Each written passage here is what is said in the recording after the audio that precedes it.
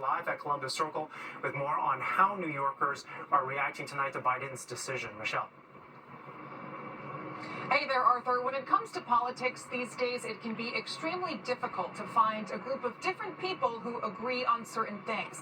But from what we gathered today, the common consensus among Biden supporters, Trump supporters, and independent voters was that Joe Biden made the correct decision in dropping out of this presidential race. But where they differentiated was how they felt about it. Politicos swiftly sharing their thoughts on President Joe Biden dropping out from the presidential race.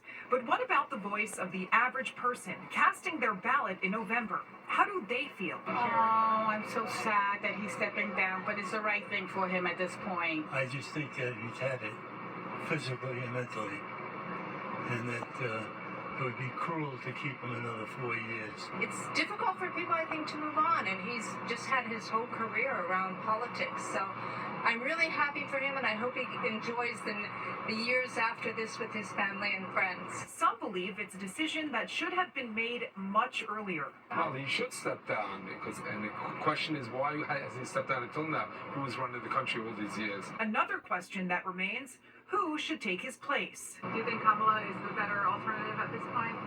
I don't know. No, it's not. It's like all the failed policies. She's part of the team. You can't just now bifurcate the team. He's a great man. I love him. But I'm happy to see that Kamala Harris is going to be our candidate. If she's going to be able to defend herself against Trump, I guess, yeah. You're a Trump supporter, Yes, but you're ma'am. happy to see Kamala step up. Yeah. I mean, yeah, he needs to be fair. You know, the lies need to stop. And let the city vote, let the city pick. But Trump is the one who's going to take it. I'm curious to see what the Democratic Party does moving forward. While Harris may be the obvious next choice, that has not been determined yet. But looking at national polls, on average, Biden had been trailing behind Trump by about 3 points. You put Harris in his place, and she's still trailing, but by about 2 points. We're live in Columbus Circle. Michelle Ross, Fox 5 News. All right, thank you very much, Michelle. Our coverage continues on Biden's decision to leave the race. For that, Corey Brettschneider joins us live.